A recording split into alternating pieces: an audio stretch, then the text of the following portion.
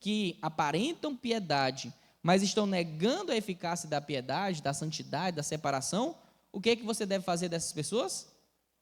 Afasta-te. Nós precisamos lembrar de duas coisas, irmãos. Dentro do ambiente eclesiástico, existe uma maneira institucionalizada de afastar-se dessas pessoas. Que maneira é essa? Dentro do ambiente eclesiástico, existe uma maneira institucionalizada da gente se afastar desse tipo de pessoa. Qual é essa maneira? A excomunhão, a disciplina eclesiástica, certo? Você vê uma pessoa que não está vivendo de acordo com a palavra de Deus, você vai lá e exorta ela. Se ela se arrepender, ótimo, continua junto dela, ajudando ela a perseverar e tudo mais. É o que nós vemos lá em Mateus capítulo 18, né? Se essa pessoa não se arrepende, o que eu faço? Eu levo comigo 2 ou 3 pessoas que me ajudem a exortar em amor aquela pessoa, para que ela possa lutar contra o pecado, para que ela possa vencer o pecado. Se ainda assim ela não escutar aqueles irmãos, é necessário que eu leve a igreja, para que a igreja toda agora se una no mesmo propósito de ir lá, ajudar aquele irmão, exortando aquele irmão. Se ainda assim, esse irmão ainda não está disposto a viver da maneira como Deus estabelece na sua palavra, o que é que nós devemos fazer? Tirá-lo da comunhão. Mas existe também, em determinadas situações, onde essa pessoa que está cometendo esse pecado não está na nossa igreja local. Então, cabe a mim excluí-la da minha convivência? Como? De modo institucional? Não, porque ela não faz parte da minha mesma igreja, mas sim de modo prático. E é justamente sobre isso que Paulo está falando aqui para Timóteo. Ainda que essa pessoa não seja um membro da sua igreja, se você tem conhecimento de que aquela pessoa aparenta piedade, mas não vive de modo santo, afaste-se dela. Então, se você tem conhecimento de que determinada pessoa se diz crente, mas a vida dela é totalmente contrária aos ensinamentos do Senhor, é sua função se afastar dessa pessoa, certo? Entendo, irmãos, nós temos uma grande responsabilidade. Quando nós exortamos alguém, nós estamos demonstrando o que com essa pessoa? Amor. Porque exortação é um processo de demonstração de amor. Porque quando eu chego para ela e digo assim, olha, tem esses 2 caminhos aqui, e você está pegando o caminho errado. Venha por esse outro caminho que eu vou te ajudar a caminhar por ele, por mais difícil que seja. Quando nós olhamos lá para o que o Senhor Jesus Cristo fala sobre o nosso processo de caminhada para o céu, ele deixa muito evidente que a caminhada com Cristo é uma caminhada mais difícil do que a caminhada sem Cristo. Ele vai estabelecer, ele vai exemplificar, ilustrar a caminhada para a distância do Senhor como um caminho estreito ou um caminho largo? Para distante do Senhor? Largo. E o que ele quer dizer com largo? Fácil. É muito mais fácil você andar por uma rua. Já viram lá, se você parar para pensar, né? Tem algumas ruas, 2 bairros que para mim é terrível algumas ruas. José Walter, passa só um carro e mal um carro em determinadas ruas. E lá onde eu morava, lá na Barra do Ceará, também tem algumas ruas, meu amigo, que para passar 2 carros é um sacrifício. O meu era o Cônjuge dos Bancários. E aí o que acontecia? Muitas vezes quando a gente olha para uma situação como essa, a gente vê que a caminhada normal de todo ser humano é a caminhada para distante do Senhor. A palavra não diz que há caminho que aos homens parece direito, mas ao final são caminhos de morte. A ideia, portanto, é caminhar com Cristo é mais difícil do que caminhar sem Cristo. E eu não estou falando aqui sobre conforto nesta vida. Eu estou falando sobre lutar contra a própria vontade. A nossa vontade nem sempre é correspondente à vontade de Deus. E quando isso acontece, nós precisamos lutar contra a nossa vontade para sujeitá-la à vontade do Senhor. E aí ele vai estabelecer, Paulo vai alertar Timóteo, de algumas condutas que eram tomadas por esses falsos mestres, essas pessoas que não amavam a Deus, embora parecessem que amavam. Então no versículo 6 ele diz, porque destes números, e aí ele está exemplificando de quem ele estava falando anteriormente, são os que se introduzem pelas casas e levam cativas ou levam presas mulheres nécias, carregadas de pecados, levadas de várias concupiscências. Então, olha como era a postura desses homens. Eles pegavam e, embora aqui na nossa versão não fique tão claro assim, quando a gente olha lá no texto grego, fica mais fácil perceber, que não era se colocavam ou se introduziam na casa de qualquer maneira, era de modo sorrateiro. E é interessante que o que Timóteo fala é que eles faziam isso sempre quando as mulheres estavam sozinhas, né? Interessante isso, né? O modo como a artimanha que eles usavam, talvez eles botassem na cabeça. Não, se ela estiver sozinha lá, não vai ter o marido para me dar um bufete, né? Que eu começasse a pregar alguma heresia, alguma coisa, não ia ter a proteção do marido. A gente não sabe exatamente o que passava pela cabeça deles. Mas uma prática comum naqueles tempos é que os falsos mestres se introduziam nas casas quando as mulheres estavam sozinhas. E eles procuravam algumas mulheres que tinham uma característica em comum. Que característica é essa que é citada no texto? Nécias ou tolas, mas pior do que tolas, elas eram mulheres tolas carregadas de pecados. Então, a vulnerabilidade espiritual daquelas mulheres era muito perceptível. Elas já não tinham sabedoria e estavam vivendo uma vida de práticas inadequadas. E sabe o que é mais interessante? Mesmo sendo mulheres que não eram sábias, mesmo sendo mulheres que estavam vivendo uma vida de desobediência ao Senhor, essas mesmas mulheres estavam o tempo todo aceitando receber nas suas casas, teoricamente, homens que estariam ensinando a palavra a elas. E olha o que é dito aí no versículo 7. Que aprendem sempre e nunca podem chegar ao conhecimento da verdade. Eu sempre digo para vocês, conhecimento intelectual não garante salvação. Conhecimento intelectual não garante que eu sou um crente piedoso. Essas mulheres estavam constantemente aprendendo, não é isso que o versículo 7 está dizendo? Que aprendem sempre. Essas mulheres estavam recebendo instrução constante, mas elas nunca chegam ao conhecimento da verdade. Por quê? Elas não eram piedosas de fato. Elas estavam caminhando no mesmo caminho que esses outros homens estavam caminhando, com a aparência de piedade, uma aparência de santidade, mas negando a eficácia da separação do pecado. Irmãos, entenda uma coisa. A maior parte das igrejas hoje vai vender uma palavra, um evangelho falsificado, raso, que não confronta o pecado. Eu tenho no meu Instagram um colega de sala que estudou comigo quando eu era adolescente. E ele, assim, eu não sei se ele já se considera um transgênero, né? Mas é um homossexual, mas que todos os dias ele posta um vídeo de uma pastora lá, de uma X pastora, falando a mensagem do dia. Aí eu fico imaginando assim, a pessoa está nitidamente caminhando longe do Senhor, mas a percepção que ele tem é de que caminha perto, porque existe uma pessoa que diariamente fala coisas da parte de Deus, mas que nunca confronta. Portanto, ele pode compartilhar e pode continuamente estar aprendendo da palavra sem nunca ser confrontado. E era justamente isso que estava acontecendo aqui no tempo do apóstolo Paulo, que ele estava dizendo para Timóteo ter cuidado. Essas mulheres que são nécias, que não têm sabedoria, elas estão carregadas de pecados, elas estão sendo levadas, arraigadas a várias concupiscências, ou seja, vários desejos, e ainda assim elas estão recebendo o tempo todo instrução. Mas essas instruções que elas recebem o tempo todo, elas recebem sempre, não estão levando elas ao pleno conhecimento da verdade. É interessante, Jesus diz assim: eu sou o caminho, a verdade e a vida.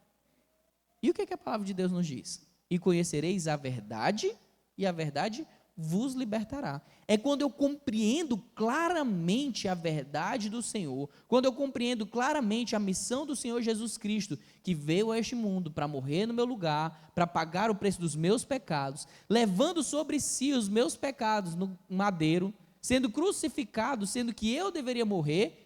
Foi por conta do que ele fez que eu posso ser finalmente salvo, finalmente livre, finalmente perdoado. Mas do que adianta eu ter acesso a informações bíblicas, se essas informações bíblicas não transformam a minha vida? Do que adianta? Nada. É por isso que eu tenho ensinado a vocês, meus irmãos, e feito um alerta constante, de que você tome cuidado para não confundir falar de Deus sobre pregar o evangelho. Você pode falar sobre Deus a vida inteira e nunca apresentar o evangelho. Isso está claro na mente de vocês já? Eu posso falar diversas verdades sobre Deus, mas que não necessariamente vão levar aquela pessoa à compreensão de que ela precisa reestabelecer um relacionamento com o Senhor. Então, se eu chego para uma pessoa que é descrente, eu digo assim: olha, Deus é amor. Isso é uma verdade? É uma verdade. A Bíblia está claramente falando sobre Deus ser um Deus de amor. Afirmar só isso leva alguém para o céu? Não. Por quê? Para que alguém possa ser salvo, essa pessoa precisa compreender a sua pecaminosidade. Ela precisa entender e lembrar o que a palavra de Deus diz. O salário do pecado é a morte, mas o dom gratuito de Deus é a vida eterna em Cristo Jesus. Essa pessoa precisa lembrar que todos pecaram e estão destituídos da glória de Deus.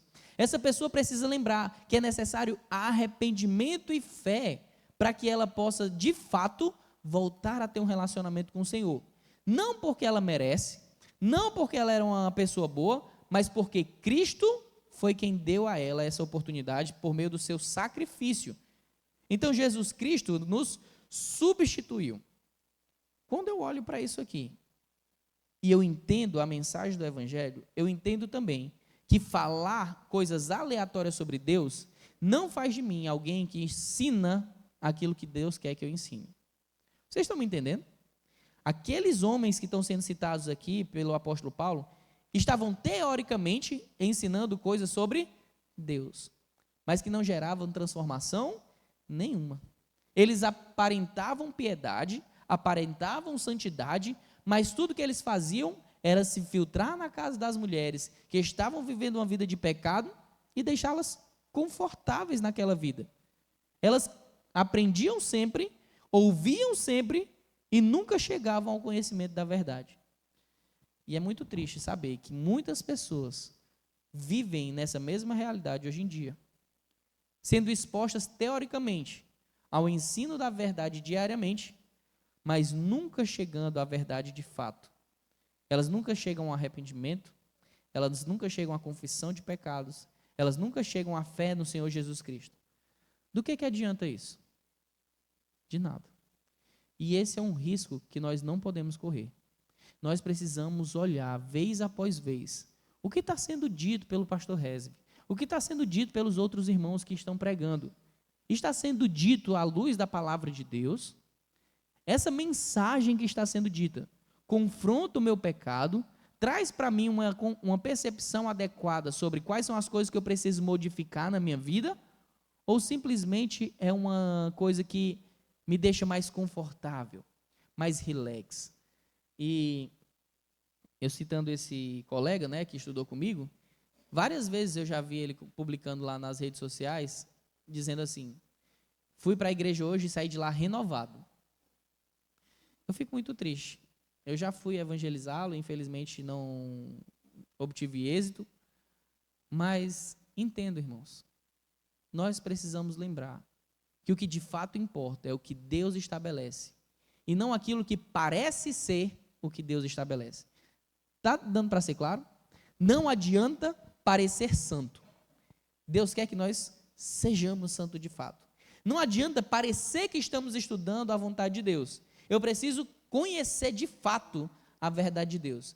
E se eu identifico que alguém está fazendo esse processo apenas de parecer com alguém piedoso, se eu identifico alguém que está fazendo esse processo de aparentemente ensinar as coisas de Deus, mas nunca ensinar a verdade, qual deve ser minha postura?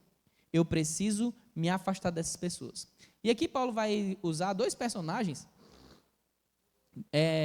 que eles não são citados diretamente no Antigo Testamento, mas vocês vão saber quem é daqui a pouco. Olha o que é dito no versículo 8 e 9. E como Janes e Jambres resistiram a Moisés, assim também estes resistem à verdade, sendo homens corruptos de entendimento e réprobos quanto à fé. Não irão, porém, avante, porque a todos será manifesto o seu desvario, como também o foi o daqueles. No Antigo Testamento fala de Janes e Jambres?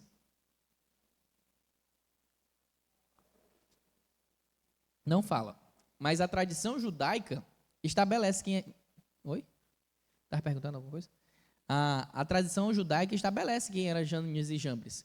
Lembra quando Moisés foi até o faraó e ele foi mostrar o poder dele o poder de Deus para faraó, demonstrando por meio daquelas ações que o Senhor mandava ele tomar? Por exemplo, transformar água em sangue, jogar o seu cajado e ela se transformar em uma serpente. E toda a vida tinham lá uns magos que tentavam imitar tudo que ele estava fazendo. A tradição judaica estabelece que aqueles magos que estavam tentando reproduzir o que Deus fazia eram Janes e Jambres. Só que o que aconteceu, segundo a tradição judaica, certo? E por isso eu acho interessante Paulo citar Janes e Jambres, embora eles não sejam citados diretamente no Antigo Testamento. Na tradição judaica estabelece que eles, quando passaram as 10 pragas e eles viram que aqueles deuses do Egito eram todos falsos, eles se infiltraram no meio do povo dizendo assim, agora a gente reconhece que o Deus de vocês é o Deus verdadeiro. E foram acompanhando a multidão. Só que aconteceu o quê? Quando Moisés subiu lá para o monte para receber os mandamentos, eles instigaram as pessoas lá a fazer o bezerro de ouro, né? Então, segundo a tradição hebraica, né, judaica, eles que foram instrumento de Satanás lá para tentar desviar o povo do foco. Mas, independente de ter acontecido todas essas coisas de fato, a gente sabe que a tradição judaica não é canonizada, né, não é uma coisa canônica como a gente tem nas Escrituras. O que Paulo está querendo deixar claro é muito simples. Janes e Jambres eram homens que tentavam sorrateiramente ensinar coisas que não eram de acordo com a vontade de Deus, se opondo àquilo que Moisés estava ensinando, certo? Quando a gente olha lá para Moisés, a lei estava falando sobre transformação. Quando a gente olha para o que é dito sobre a lei no Novo Testamento, é dito que a lei foi deixada para servir como um tutor, como um condutor, para que as pessoas entendessem que pelo próprio empenho, elas nunca poderiam ser salvas. Então a lei veio para quê? Para deixar claro que todo mundo é pecador. A lei veio para deixar claro para todo mundo que é impossível, qualquer que seja a pessoa, dizer assim, eu nunca falhei com nada. Tá certo? E é por isso que Deus condena tão claramente os fariseus. Porque eles vomitavam a compreensão de que eles cumpriam completamente a lei. Que eles não falhavam nesse cumprimento. E o Senhor diz, olha, isso aí tudo é só aparência. Isso aí tudo é só como se fosse um sepulcro caiado. Por fora está tudo bem bonitinho, bem arrumadinho, mas por dentro é só corrupção, é só carniça. Então, o que Paulo está dizendo, olha, aqueles homens se opuseram ao ensino da verdade, que estava sendo transmitida por meio de Moisés, e no final das contas, qual foi o resultado? Eles eram homens corruptos, de entendimento e réprobos à fé, mas só que eles não foram adiante. No versículo 9 diz, não irão, porém, avante, porque a todos será manifesto o seu desvario, como também o foi daqueles. Cedo ou tarde, todos os falsos mestres serão colocados à luz, e expostos à luz, será visto que eles estão ensinando coisas que são contrárias à vontade de Deus. Mas enquanto isso, meus irmãos, muitos o seguirão. Muitos acabarão acreditando que o que eles falam é verdade. Serão enganados. E a palavra diz que eles só não enganam os eleitos porque isso não é possível. Porque caso fosse, eles enganariam até os que são eleitos. Então imagina só. Nós dedicamos-nos ao estudo da palavra de Deus. Todos os cultos nós estamos pegando uma porção bíblica, lendo, entendendo e aplicando essa porção bíblica. Se você então começar a ver qualquer tipo de postura de tentar ensinar as coisas de Deus, mas que não levam você à verdade, que não levam você a se transformar à imagem e semelhança do Senhor Jesus Cristo, corra. Existe uma grande oferta de igrejas por aí. Parece uma coisa, né? Duas coisas em Fortaleza que abrem toda esquina. O que é? Farmácia e igreja, né? Tem esquina, meu amigo, que é uma farmácia em cada esquina, né? É impressionante. E igreja está do mesmo jeito. Mas por que existem tantas igrejas assim? Por que existem, teoricamente, tantos crentes assim? E parece que a nossa cidade não muda para melhor. Porque, infelizmente, existem muitos homens, assim como esses aqui, que se propõem a ensinar uma coisa com aparência de piedade, mas que não é a verdade de fato. Nós precisamos ter cuidado. E onde é que nós encontraremos as respostas? E aí volta o que Paulo já estava falando para Timóteo, Timóteo deveria permanecer na fé baseada aonde? Na palavra de Deus. Quer saber se algo está sendo pregado de modo correto ou não? Veja e analise à luz das Escrituras aquilo que está sendo pregado. Se aquilo que está sendo pregado não pode se sustentar de modo bíblico, rejeite. Não tenha medo disso. Porque a palavra foi nos dada justamente para nos proteger daqueles que tentam ensinar doutrinas que não são bíblicas, que não são oriundas da inspiração do próprio Espírito Santo. Amém? Que nós sejamos homens e mulheres que amam a palavra de Deus e que vivem por meio dela para a glória dele. Amém? Vamos orar. Senhor, eu quero te pedir, Pai, nos ajuda a vivermos uma vida que glorifique ao teu nome. Senhor, tira do meio de nós qualquer possibilidade de homens que tentam ensinar coisas que são contrárias à tua palavra. Nos fortalece por meio do estudo bíblico e ação do teu Santo Espírito. Nos ajuda a compreender que não basta parecer crente, não basta parecer espiritual. O Senhor deseja que nós verdadeiramente sejamos transformados pela tua palavra. Nos usa para abençoarmos uns aos outros. Que os nossos irmãos nos exortem quando estivermos errados e que nós, de igual modo, possamos auxiliar os nossos irmãos quando eles estiverem errados, para que em tudo nós possamos crescer em conhecimento, graça e espírito, para a honra e glória do teu nome. É o que te pedimos. Em nome de Jesus, amém.